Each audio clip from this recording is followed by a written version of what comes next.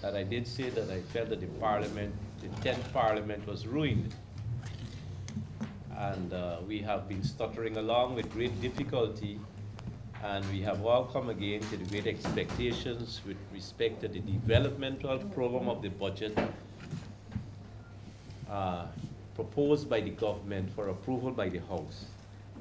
And we have had what I think is a astounding intervention, even though it was proposed, with respect to a major transformational project for our country.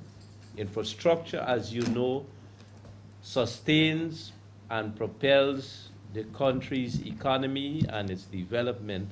Well, don't let me say infrastructure alone, but it's a main pillar with respect to sustaining and improving our country's economy.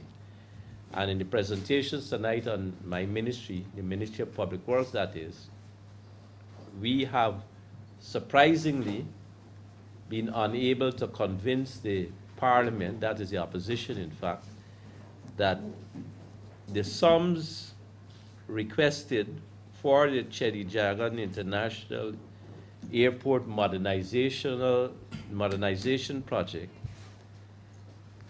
a sum of $5,350,000,000,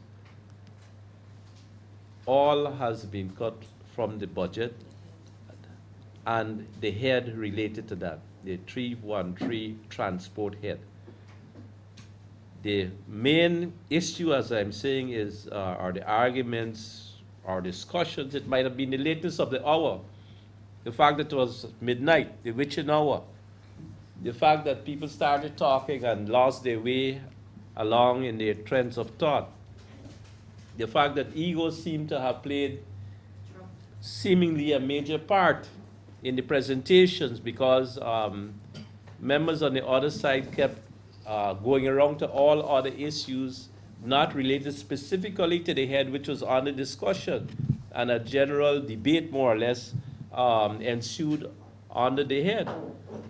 And we resulted in all the monies from this head being removed.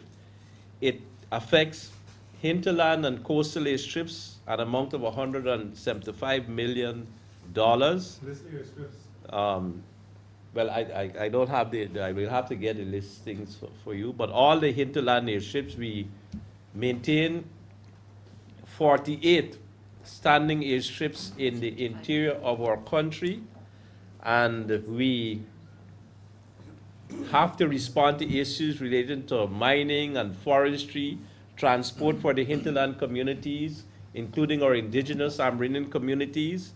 These airstrips require constant maintenance. This appropriation requested has been refused. There's equipment for civil aviation. This is for the purchase and the installation of equipment at the tower at CJIA. You may know that the government of Guyana has been investing progressively over the years in the modernization of our aircraft systems, the air navigation systems, to modernize it and make it all safe. We invested in the Hydromet Tower. We invested in new equipment, over $1 billion for the tower, for air navigation systems at Timeri, CJIA, and at Ogle also. And we have additional purchases of what are termed ADSBs, which are tracking equipment to modernize the safety and vectoring of aircraft. This has been cut. We have for the Ogle Aerodrome provisions for some final payments related to the EU loan that the government undertook for this facilitation, a public-private partnership. $26.3 million have been taken. But again, I come back to the unkindest cut of all.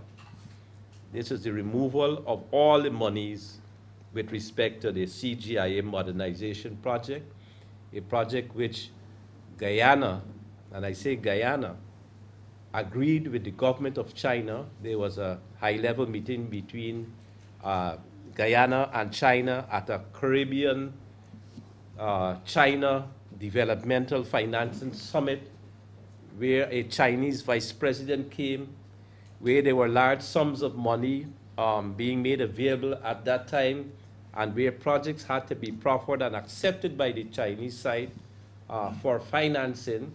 And we had one mature project at that time which could have been taken on board by the Chinese government, and they agreed with us. We have said here tonight that all the matters relating to this project, this is a transformational project.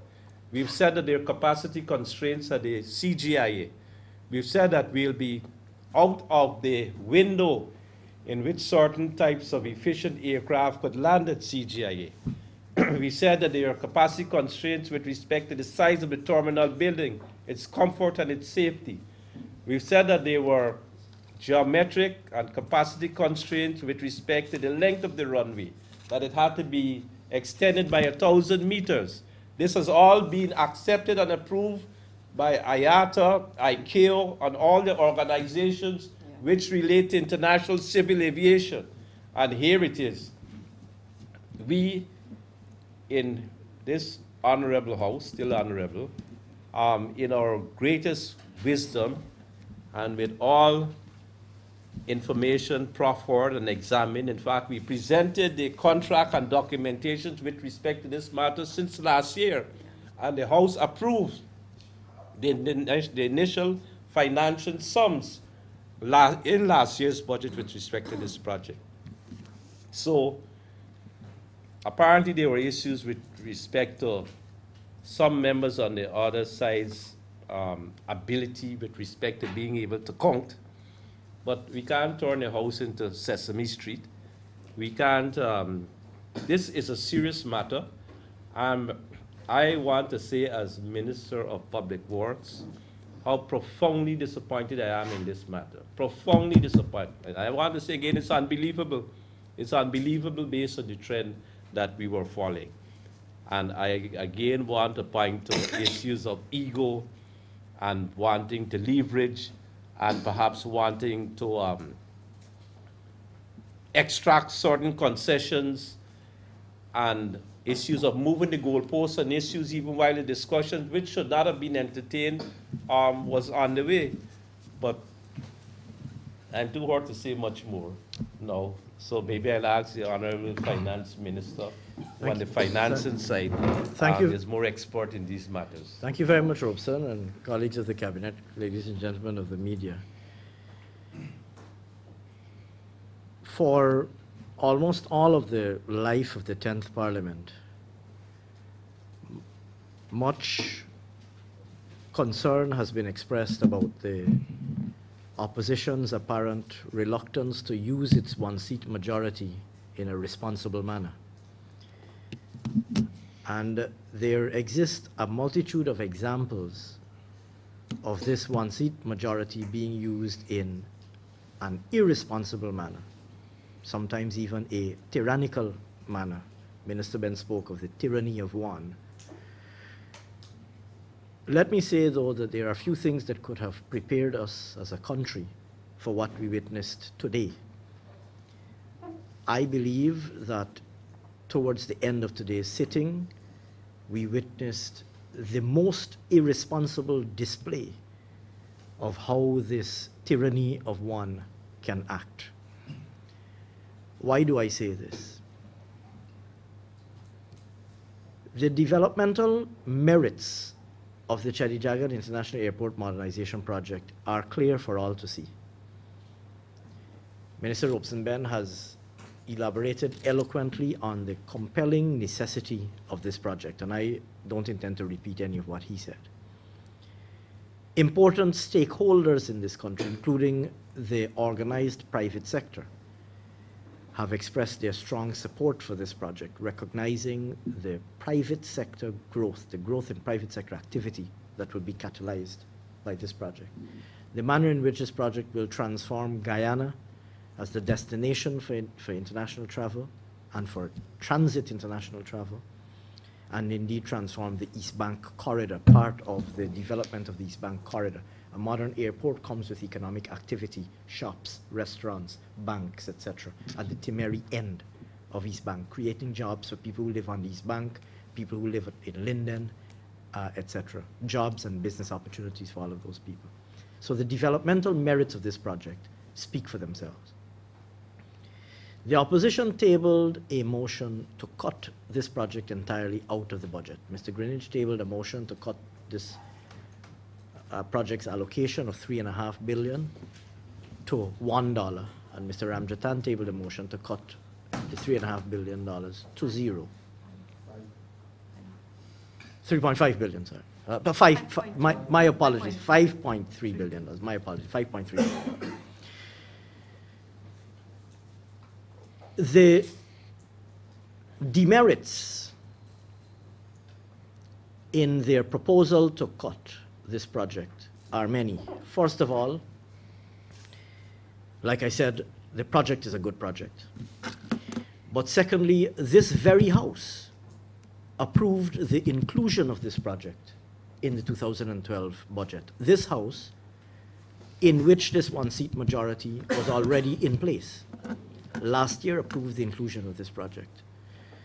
Thirdly, every question that was asked by the opposition was answered abundantly and fully, and an indication was given by Minister Benn that any additional information and documentation required would be made available. In fact, we have already voluntarily made publicly available the documents that relate to this project, including the loan agreement signed and the contract executed with the construction company. Those documents have already been placed in the public domain voluntarily and willingly by this government a long time ago, more than a year ago. Fourthly, the point was made that this project was the subject of a China-Caribbean Development Summit and was identified as a priority project in the bilateral cooperation agenda between Guyana and China is a very important partner to this government. Fifthly, the point was made in the full House today that a legally binding contract exists between the government of Guyana and the company constructing the airport. And pursuant to the terms of that legally binding contract, a mobilization advance has been paid to that company out of the appropriations approved by this opposition-controlled parliament last year.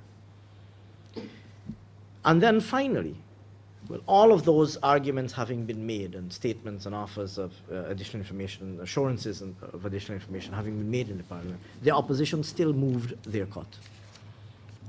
It was then pointed out by our very alert Chief Whip that the opposition was in fact endeavoring to cut more than what was provided in the budget, an impossibility, an arithmetic and legal impossibility. The Chief Whip, before the conclusion of the vote on their cut, raised this matter in the open House, pointed out that an attempt to cut more than an allocation, essentially an attempt to appropriate a negative amount, would be an illegality and an illogicality. And on those bases, the Chief Whip moved that the motion to cut, both in Mr. Ramjattan's case and Mr. Greenidge's case, that motion, those two motions, were inadmissible, could not be entertained by this House. The Speaker called for a special adjournment of the House to consult on and to study this matter. He determined that the motions were inadmissible as moved by our Chief Whip, the government Chief Whip, and that he could therefore not put those cuts to the House.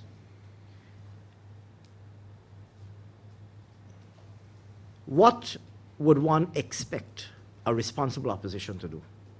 Accept that this project is a good project. Indeed, we made a mistake. We can't cut more than what is allocated. Withdraw our cut. This is what you would expect a responsible opposition to do.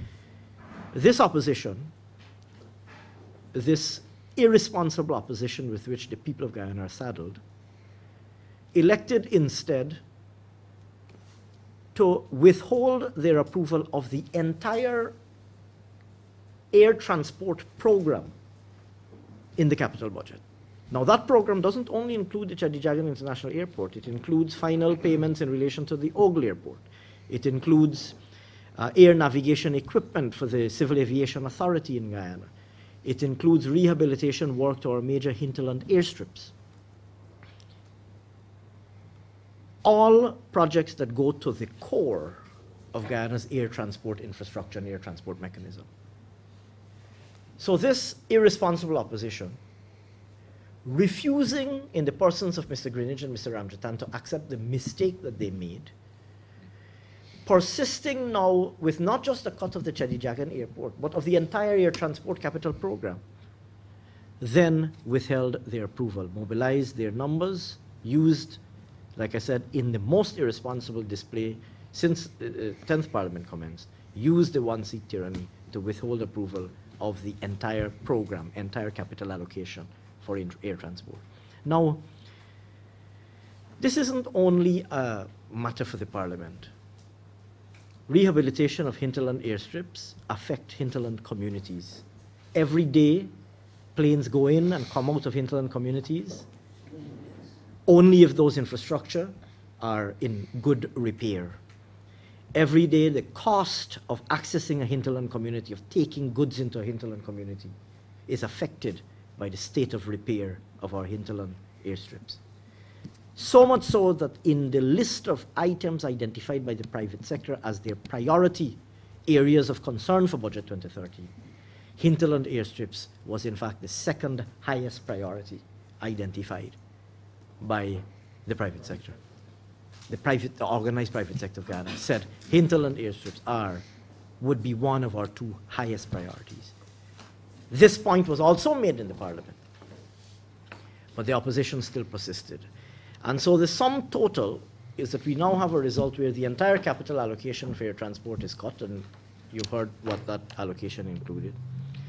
But more importantly and worryingly, you have an opposition that is quite happy to discard the views of the private sector, discard the concerns and the well-being and the circumstances of our hinterland communities, disregard the long-term requirements of Guyana's competitiveness as a destination for air travel. Every time a citizen of Guyana pays more than they should pay for a flight to New York, they are paying that excessive fare because we can't have more competition at Timeri because the runway is too short. All of you in this room and all of you looking at this program on your televisions have family in New York who only come back to Guyana once a year because coming to Guyana is too expensive. And coming to Guyana is too expensive because there isn't enough competition on the route. And there isn't enough competition on the route because larger airlines are not able to bring certain aircraft to land at Timeri. This project was intended to remedy that. Many of you who want to travel to Trinidad or Barbados or New York or Toronto on a vacation and struggle to afford to do so are in those circumstances because we don't have sufficient competition in the international air traffic sector in Guyana. This project was intended to fix that. The farmers whose fruits and vegetables don't get airlifted into Miami promptly enough to get to the market, or the farmers the aquaculture farmers whose tilapia don't get to the fresh seafood and fish markets of New York on time or as affordably as possible, are in those circumstances because air cargo traffic into Guyana doesn't have as much competition as it would if we had a longer runway. So every citizen of Guyana is affected by this, and adversely so. And I want to say in the strongest possible terms that the government is extremely disappointed by this highly irresponsible display by an opposition who simply refused to recognize the obvious merits of a developmental project, refused to acknowledge a mistake that they made, and persisted to inflict damage and harm, penalize the people of Guyana. And this I would describe as the height of parliamentary irresponsibility. Thank you very much. I don't know if any of my other colleagues would like to make a statement or if we should go straight to questions. Minister Irfan Ali, perhaps as the Minister of Tourism, would have a strong interest in this. I just want to speak to 4 very important groups. First of all, I would like to speak this morning to the management and staff of the Ogle Airport, one of the largest municipal airport development in the Caribbean. I know that the management and staff were looking forward for the closure of that project so that commercial traffic would commence within the first quarter, before the end of the first quarter and the beginning of the second quarter of this year. This act tonight basically would set that entire development and entire time schedule way back. And as a result, the aviation equipment that would have been procured under this program to ensure that the safety measures meet the international standards, to assure safe landing, is also now in jeopardy, which brings that entire project into jeopardy, and the benefits that would have been derived by LIAT landing directly into Georgetown into jeopardy. As the minister said, tourism has been picking up tremendously, and one of the major barriers to tourism has been the hinterland airstrip, and also a barrier to the mining sector. It has increased the cost of doing business, and in order to facilitate and reduce the cost of doing business and improve the standard of living and reduce the cost of essential commodities for hinterland communities, this allocation was made, and the action of the opposition tonight would bring an immediate halt to the benefit to the Amerindian people and the people of the hinterland communities, the mining sector, the tourist operators, and I speak to them as a second category of people. We spoke about reducing the cost of doing business and improving our competitiveness. The private sector has asked Minister Benn to work towards making the Cheddi Jagan International Airport a Category 1 airport. And the resources here were aimed at improving our competitiveness and driving the airport into becoming Category 1 airport, which will bring tremendous benefit and tremendous institutional transfers to the airport that will open us up to international travel and meeting the strictest of international standards and security measures. And this now too is at jeopardy. We have scheduled a number of meetings with international airlines on the basis that this new project would be completed within a time frame. Those meetings are now going to be in a limbo because we have to give certain commitments so that these airlines can put these plans into their time schedule of when a service can come to Guyana. All of this is in jeopardy. So the height of irresponsibility has been demonstrated by this one-seat tyranny. And today, this morning, at just after 12, we're feeling the striking blow of that irresponsible one-seat majority. Thank you. Yeah, I wanted to approach this matter and reflect on what happened here this morning from a national security perspective. When you look at the hinterland of our country and the utilization of these airstrips from a national security perspective, any attempt to deprive the agencies of the resources to modernize these airports and to service these airstrips puts them in danger of neglect. Because without the resources, obviously these airstrips will face some element of neglect on the part of the state. And there are always those elements out there who are prepared to take advantage of airstrips that are neglected to peddle their illegal activities. I refer to people who are involved in drug trafficking, people who are involved in smuggling of firearms, particularly in the interior, using these airstrips to do so. And while the resources made available to address the servicing, the rehabilitation, the modernization of these airstrips, it would have meant that persons who would have been targeting these airstrips for such illegal activities would have had their activities seriously curtailed or minimized.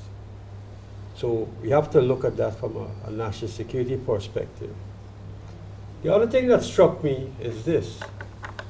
In less than 20 minutes, on their feet, in the National Assembly, without any serious consideration being given to a national interest, a decision was made of this nature.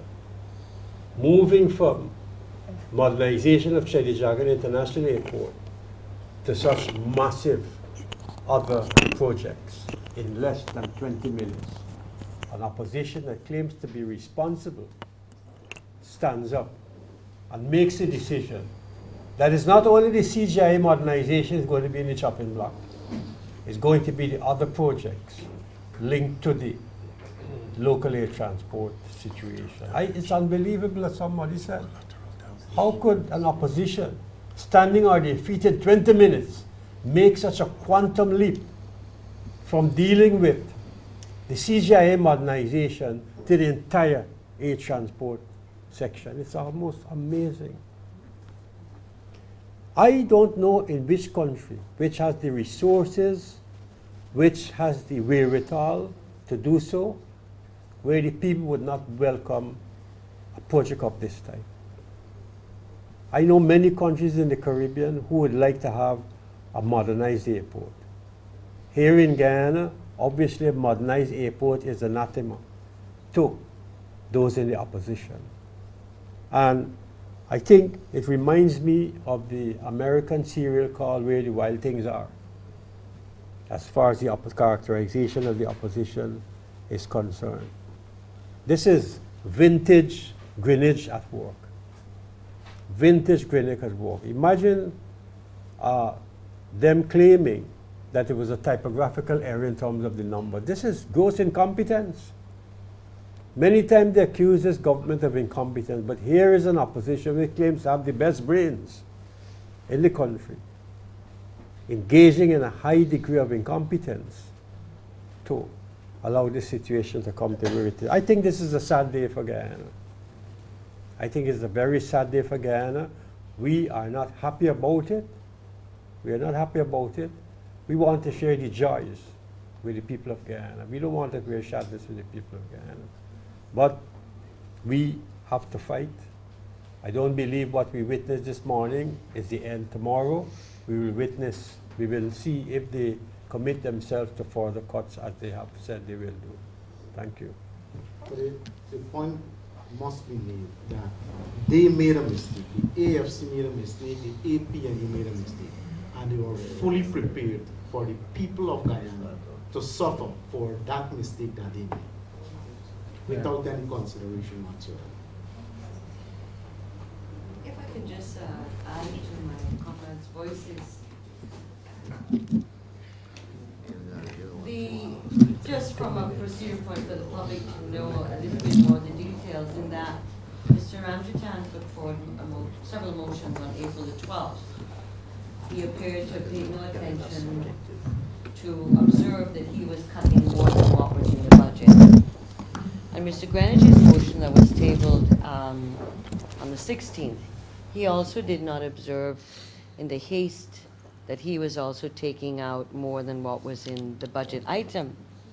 But tonight, and they can blame who they want, because I've heard that they're blaming the clerk in the parliament and the parliament staff, which is another part of the disgrace of what is happening tonight. Because you are ultimately, as a member of parliament, responsible for what you're bringing into the house. And they have had from April the 12th to April the 16th to have noticed what was circulated. So I want to say that any attempts to blame the parliament staff is reprehensible, and it should not be allowed to be carried as they would like to do.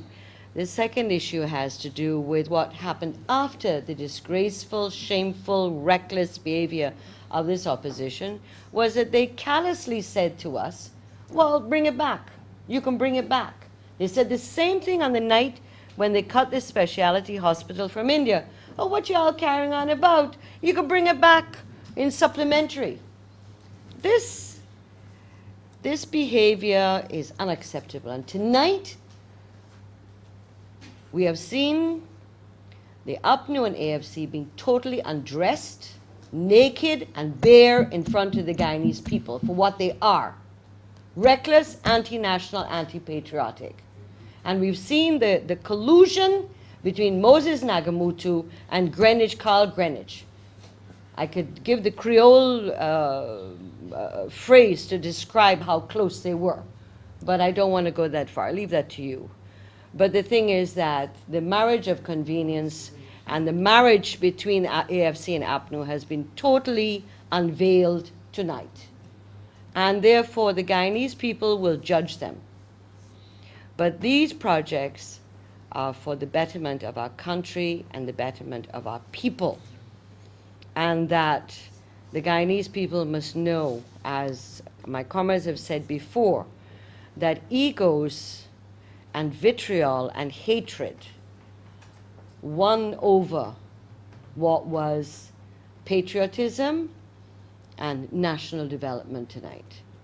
And therefore, I think all those who should watch this collusion and this marriage between the two parties who have decided to work in unison to cut the specialty hospital, to cut a whole head of $5.6 billion out of air transport, in particular the CJIA.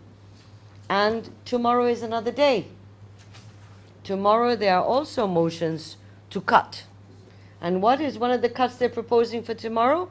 The low carbon development strategy, which is another flagship project in which Guyana's initiative and international, its reputation at the international level is of great importance.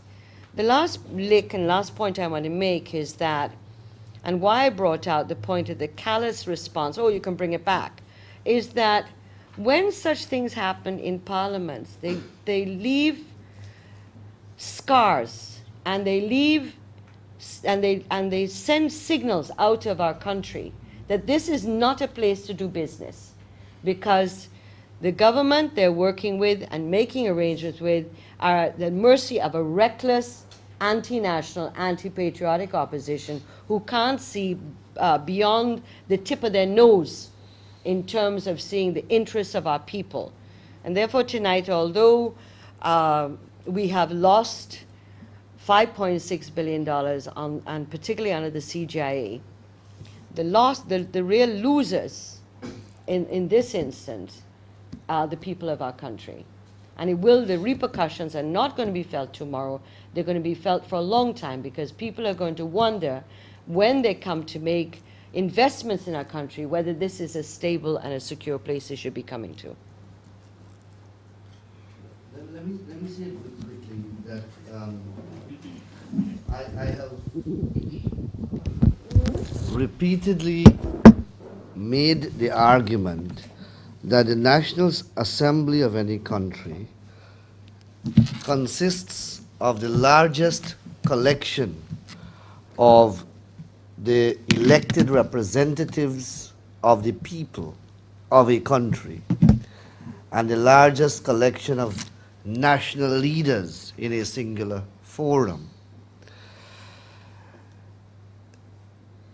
Each of those leaders has a mandate from the people who elected them to that forum called the National Assembly. Guyana is no different.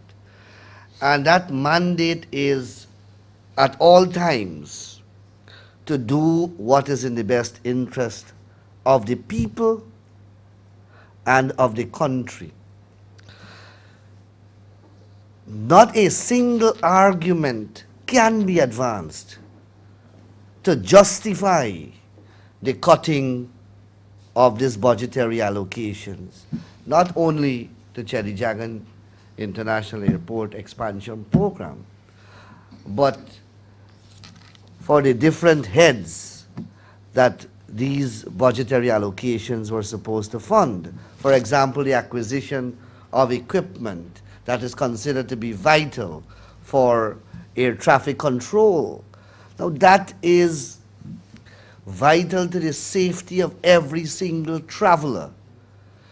The monies that are required to upgrade, upkeep, repair over 40 hinterland airstrips that would benefit every single traveler into the interior, not to mention the residents and the people who do business in the interior.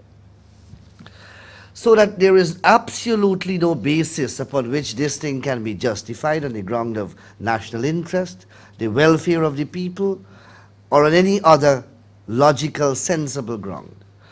But what it does more than that is that it exposes the government and the people of this country to a litany of legal liabilities.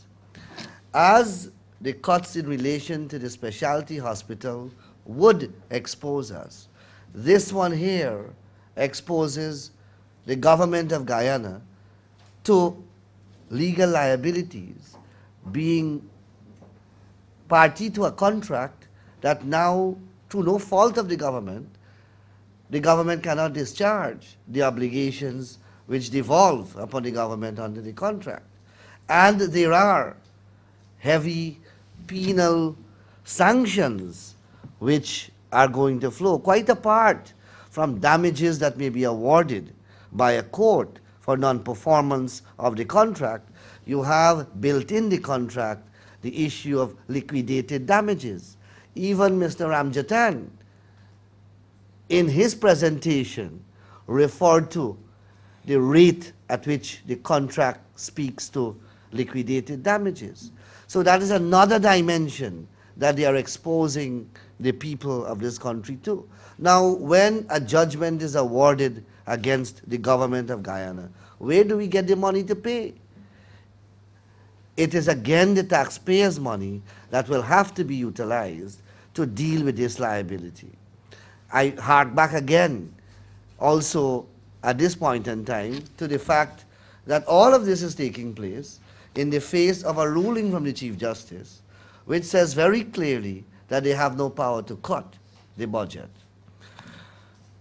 I am pleased to announce that the Chief Justice sent out notices. My office received notices for a hearing, the continuation and possibly, hopefully, the conclusion of the budget cut matter that will culminate in the handing down of the final ruling.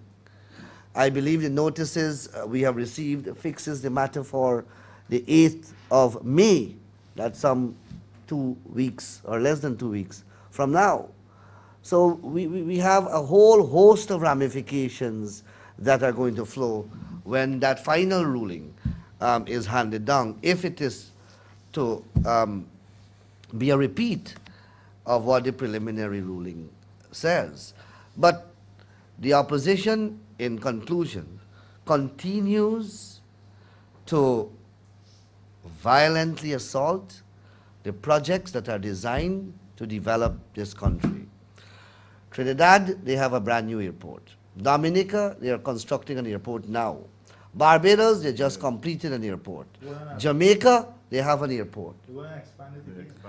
And they are expanding. And here it is, we, for the first time in a number of years, are going to build an airport of some degree of modernity, and the opposition of the country is saying no.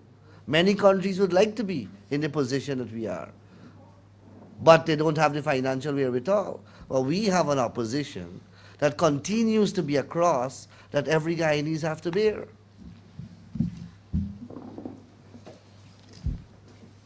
Okay, I think, are there any questions? Mr. Shabral? Yes, Minister, can you say now what is the next step in terms of informing or advising the Chinese about the status of the airport project? Well, let me say first of all that you ask of next steps. And that question really has to be confronted from a number of dimensions. First of all, you have the dimension that the Attorney General alluded to, next steps as it relates to the legality and constitutionality of budget cuts in general. It may very well be the case that the final outcome of that matter will cause a determination to be made on all of the budget cuts, these ones tonight included. So that is one perspective from which the question of next steps can be viewed. That is to say, await the outcome of the Chief Justice's ruling, or await the Chief Justice's ruling, and be guided by that.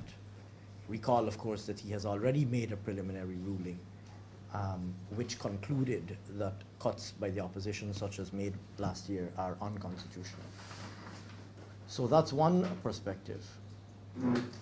There is, of course, the second issue, and that is to say, informing all of the other parties to this project. First of all, the Chinese government, because this is a project that is the subject of a memorandum of understanding between the governments of China and Guyana. The China Exim Bank, which is a large developmental financial institution. And of course, the company, the large state-owned Chinese company that is constructing the airport.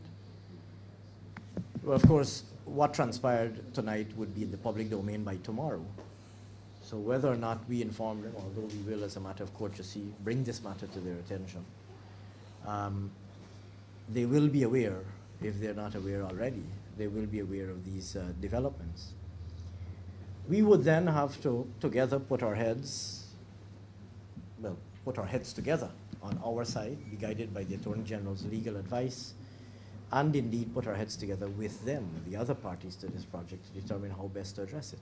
The fact of the matter is that the company is in receipt. Well, the facts of the matter are there is a loan agreement between China Exim Bank and the government of Guyana. There is a contract for design and construction between the government of Guyana and the China Harbor Engineering Company. And a mobilization advance has been disbursed by China Exim Bank on the government's behalf to this company. And the company is in possession of that mobilization advance.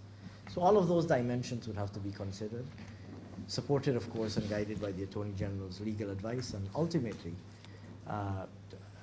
influenced authoritatively by the Chief Justice's final ruling on this matter. Okay. Perhaps due to the lateness of... Can I ask yes, yes, Mr. Chevron. Some people say that we should not be too bothered about the budget cuts in light of what transpired last year. Although some agencies were cut down to $1, they still got funding in the final analysis. Is this really making political heavy weather? No, well, let me say this. First of all, I don't think it's reasonable to say that one should not be bothered by the budget cuts for a number of reasons. First of all, even if one were to assume that the budget cuts had no constitutional appropriateness, soundness, recall that last year it induced a delay of several months before this matter was concluded. The Chief Justice's ruling didn't come until July 18th, I'm reminded. As a result of which, projects that were affected couldn't commence, payments could not be made. And in general, once there is a shroud of uncertainty over a project or an initiative, the domino consequences are unavoidable. Let us take, for example, the airport project. Minister Fanali said it. Airlines don't decide overnight that they will come to a country or introduce a new route. An airline has a route planning calendar that is several years in advance. They may have deadlines. Let us say that a particular airline, and this may very well be a hypothetical case, but it could be a real case. Let us say that airlines make decisions on new routes, say, by the end of May. And they introduce those new routes within the space of, say, 6 months to a year. A practical example. And I am aware that this is not purely a hypothetical example. Real example, right? This is a real example. A large international airline, considering coming to Guyana, their decision cycle on route introduction essentially ends in May. If we miss the boat, first of all, there are hundreds of destinations who are looking for new airlines, and particularly large international airlines, to serve their destinations. We are competing on a list together with hundreds of others. We are not very special. And the truth of the matter is that we're not the only attractive destination. There are many others. If you miss the boat, if an airline decides, well, It doesn't appear certain that Guyana will have the infrastructure to accommodate our current aircraft fleet, and so we will take Guyana off the list for the time being. We could lose 2 or 3 years before we get back on the list. That means that air travelers into Guyana, producers of agricultural produce in Guyana, could potentially be waiting another 3 or 4 years to have relief from the shortage of competition in the international air travel market. So I wouldn't be dismissive of the budget cuts, notwithstanding I believe that we are on strong ground, buttressed and supported by the Chief Justice's ruling. The mere fact that there exists this uncertainty, I think, is a matter with some consequence and should be viewed with seriousness. If there are no other questions, thank you very much. I know some of you have editorial deadlines.